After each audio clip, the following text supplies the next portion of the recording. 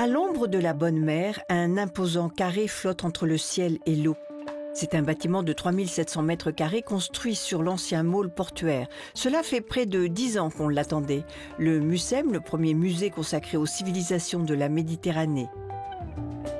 En avant-première, 15 000 visiteurs ont pu s'y promener le 13 janvier dernier.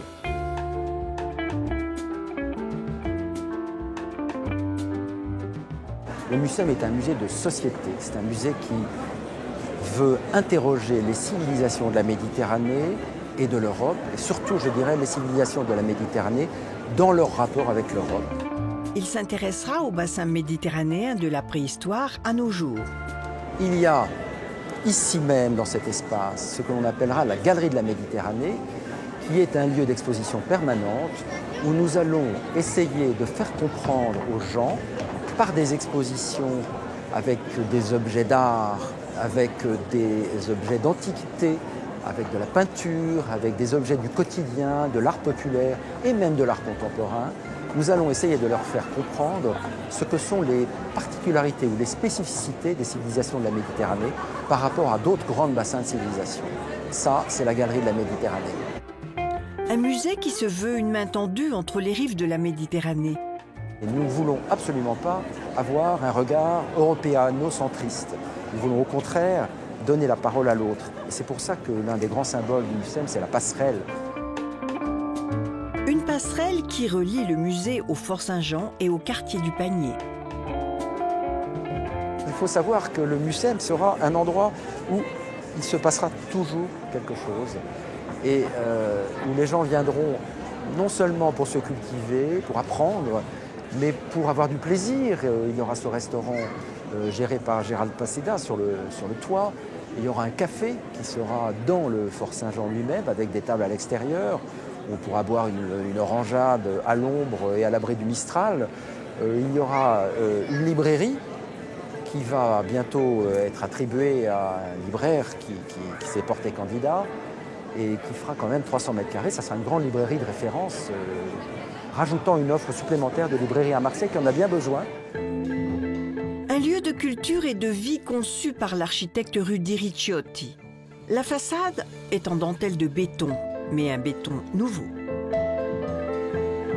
C'est un matériau qui a la densité de l'acier. D'une certaine manière, on pourrait imaginer ça. Bon, c'est un matériau qui porte un très gros coefficient de main-d'œuvre. Voilà. Il y a beaucoup de travail derrière. Il y a énormément d'ingénieurs, énormément de spécialités, énormément de compagnons qui ont travaillé. Voilà.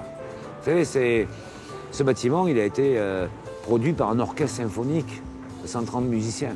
Hein. Donc moi, je suis juste que le metteur en musique. Mais c'est pas moi qui tenais le violon, qui tenais le hautbois, qui tenais le piano. Voilà, donc il y a énormément d'expertise autour. Donc je suis très, très redevable à ceux qui l'ont construit. Une prouesse technique qui donne du sens au bâtiment. C'est une architecture de narration. Une architecture de narration qui est constituée sur une densité d'ingénierie assez incroyable. C'est-à-dire qu'on est dans une culture de recherche-développement. Le visiteur est absorbé par la vue sur le fort et la mer. Je crois que si on veut reprendre, redonner du sens à la politique, à l'architecture, il convient que nous posions ces questions. Comment faire des bâtiments dont la production est territorialisée, non délocalisable, et surtout qu'elle participe au renouvellement de la mémoire du travail. Pour l'architecte, la construction même est un acte politique. Il milite pour une relocalisation du travail. Les gens sont émus parce qu'ils sentent qu'il y a du travail, ils sentent qu'il y a de l'effort, ils sentent qu'il y a de la transpiration, ils sentent qu'il y a une souffrance et donc qu'il y a une vertu. Il y a une vertu. Il n'y a pas que l'inspiration de l'architecte, il y a une vertu. C'est la somme des efforts, la densité du travail. À travers le MUSEM, c'est un hommage à la mer. Et non, il ne s'agit pas de la Méditerranée. Il est un peu à l'image de... Vous savez, les femmes sont des femmes qui portent beaucoup plus les fardeaux que les hommes. Vous savez, quand une maman porte les enfants dans les bras, les sacs, etc., elle est soumise à des efforts. Et davantage que les hommes. Et c'est un peu ça, l'histoire de ce bâtiment. Il a l'air gracile, il a l'air féminin, il a l'air... En réalité, il prend des efforts colossaux. Marseille est une ville métissée, le musée est à son image. Je veux dire, c'est une main tendue de la République au quartier aussi, à Marseille, aux Marseillais, au territoire. Ce bâtiment lui-même, qui est sombre, qui est presque noir un jour de pluie, à midi il devient presque clair, au coucher du soleil il est rose, et il a une variable chromatique incroyable. Ricciotti est intarissable sur son projet. Comment définit-il la culture méditerranéenne? La culture méditerranéenne, c'est une culture qui est nourrie à la fois d'anxiété et de difficulté d'être. Elle n'est pas nourrie de mémoire moderne. Voilà. Elle est nourrie d'une mémoire violente. La Méditerranée, c'est un horizon métaphysique qui rend fou. Ce bleu cobalt, qui devient argent sous l'effet du Mistral, qui devient outre-mer sous l'effet solaire, etc., envoie des messages cognitifs qui sont déstabilisants. C'est-à-dire que lorsqu'on est méditerranéen, on n'est pas fini. On a une fissure qui ne cicatrise jamais. C'est ça l'idée de la Méditerranée. Rendez-vous en juin pour l'ouverture officielle avec le soleil.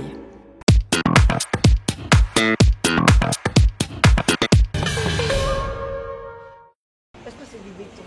Oui, on pourrait imaginer que c'est du béton. C'est pas forcément du béton d'ailleurs. C'est une formulation très particulière. Hein. C'est une technologie française. Hein. C'est un secret technologique français. Les colonnes, on dirait que c'est du fer, mais c'est pas du fer. On dirait que c'est de la terre, c'est pas de la terre. Oui, mais c'est bien vu parce que c'est un matériau qui a la densité de l'acier. D'une certaine manière, on pourrait imaginer ça. Bon, c'est un matériau qui porte un très gros coefficient de main-d'œuvre. Voilà.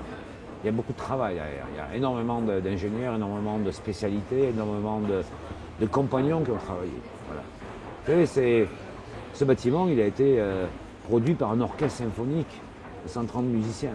Hein. Donc moi, je suis juste que le metteur en musique. Mais c'est pas moi qui tenais le violon, qui tenais le hautbois, qui tenais le piano. Voilà, donc il y a énormément d'expertise autour.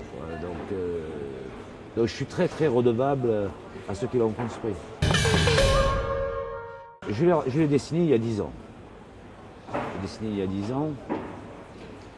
Avec la peur de mal faire, avec beaucoup d'anxiété. Vous savez, c'est une des réalités de l'architecture, c'est qu'elle est confrontée à la difficulté d'être. Il y a donc une dimension existentielle à l'architecture, faut convoquer la difficulté d'être. Et je crois que l'architecture n'a pas seulement pour objet de faire peur, hein, et de fabriquer des messages cognitivement impressionnants. J'ai plutôt choisi le voyage impressionniste. Et donc, la narration, le récit de ce lieu, c'est une narration sur la fragilité des questions posées à l'architecture contemporaine. Voilà. Vous allez trouver des alternatives aux certitudes anglo-saxonnes, occidentales telles qu'on les connaît, trouver une alternative d'écriture, une alternative de récit. Donc c'est une architecture de narration. Une architecture de narration qui est constituée sur une densité d'ingénierie assez incroyable. C'est-à-dire qu'on est dans une culture de recherche-développement. Tout le développement est très technologique, mais porté par de la main-d'œuvre. Très gros coefficient de main-d'œuvre. Voilà, beaucoup de main-d'œuvre. Combien? Oh là là, mais. Écoutez, en tous les cas, tout est produit de manière territorialisée. J'aime rappeler que ce bâtiment, toute sa structure, a été produit dans un rayon de 50 km. Je disais au Premier ministre, vous voyez, ce bâtiment, il n'est pas délocalisable dans sa production. Ce n'est pas les Chinois qui peuvent le faire. Et ça, on ne peut pas nous le voler. Et je crois que si on veut redonner du sens à la politique, à l'architecture, il convient que nous posions ces questions. Comment faire des bâtiments dont la production est territorialisée, non délocalisable, et surtout qu'elle participe au renouvellement de la mémoire du travail. C'est très important. Oui. Ce qui n'est pas le cas du voyage de l'acier. On voit avec Mittal comment on pille des pans entiers de notre mémoire industrielle, comment on délocalise les emplois. Ici, on ne va rien délocaliser. Ce bâtiment, il est territorialisé. C'est quelque chose de très important pour moi. Et d'ailleurs, il produit finalement un sentiment, qui est celle de la mémoire du travail, mais aussi celle de l'effort, la mémoire de l'effort. Je crois que c'est ça qui touche la population. Tous les témoignages que j'ai sympathisés, parce que les gens sont émus, parce qu'ils sentent qu'il y a du travail, ils sentent qu'il y a de l'effort, ils sentent qu'il y a de la transpiration, ils sentent qu'il y a une souffrance, et donc il y a une vertu. Il y a une vertu. Il n'y a pas que l'inspiration de l'architecte, il y a une vertu, c'est la somme des efforts, la densité du travail. C'est ça qui touche. voyez bien, c'est un projet plutôt féminin, plutôt dématérialisé. Léger. Oui, Ça a l'air léger. oui, Ça a l'air. mais il est plutôt léger. Mais en réalité, il est dans la culture de l'effort et du danse. Il est un peu à l'image de... Vous savez, les femmes sont des gens qui portent beaucoup plus les fardeaux que les hommes. Ah, c'est gentil. Pour une structure osseuse beaucoup plus fragile que celle des hommes, vous savez qu'une maman porte les enfants dans les bras, les sacs, etc., elle est soumise à des efforts. Et davantage que les hommes. Et c'est un peu ça l'histoire de ce bâtiment. Il a l'air gracile, il a l'air féminin, en réalité il prend des efforts colossaux. Il encaisse. Et toute l'arborescence, on voit bien que tout le système arborescent est nourri de cette culture du travail. Alors après, évidemment, il y a une filiation en orientalisme lointain. Alors on ne sait pas ce que c'est, ce moucharabier, mais en réalité c'est une section de roches coralliennes. Il y a différents niveaux d'interprétation. Vous avez voulu raconter quelle histoire? L'histoire d'un voyage devant l'horizon métaphysique de la Méditerranée. Il est là. Un voyage entre terre et ciel, comme ici, dans une espèce de mouvement ascensionnel de type ziggurat, dans la gratuité. Je veux dire, c'est une main tendue de la République au quartier aussi, à Marseille, aux Marseillais, au territoire. On est dans la gratuité d'accès. Je me suis battu, je l'ai dit encore au ministre de la Culture, pour que ce lieu reste libre d'accès. Qu'on ne soit pas obligé de payer pour celui qui ne souhaite pas aller au musée, circuler librement dans ces passerelles. Sur un territoire qui part du panier, franchit la première passerelle, puis après arrive sur le Fort Saint-Jean, puis du Fort Saint-Jean franchit la passerelle, arrive sur le toit et puis descend et arrive sur les quais. Une gratuité, une main tendue au quartier de Saint-Manger. Et lorsqu'on voyage là, vous voyez, on est... Alors aujourd'hui, c'est pas la lumière n'est pas là, mais le soleil, on est sous la castane solaire, on est sous l'ombre, on est dans les emportés, on sent aussi le vent, on entendra les voix de la mer, les différentes valeurs de la lumière, du matin au soir. Et d'ailleurs, ce bâtiment lui-même, qui est sombre, qui est presque noir un jour de pluie, à midi il devient presque clair, au coucher du soleil il est rose, et il a une variable chromatique incroyable. Et lorsqu'on verra les mises en lumière nocturnes de Yann Kersalé, vous verrez, ça va être magnifique. Les deux bleus. Pour l'instant, c'est pas au point. Alors en bas, il y a des douves. Oui. Et dans les douves, il y a de l'eau de mer. Cette eau de mer, c'est le pompage. On pompe l'eau de mer à 10 mètres de profondeur et on s'en sert par des échangeurs thermiques pour préchauffer l'hiver, pré-rafraîchir l'été. Mais cette eau de mer qui tourne en bas dans les douves est une eau de mer non polluée, naturelle.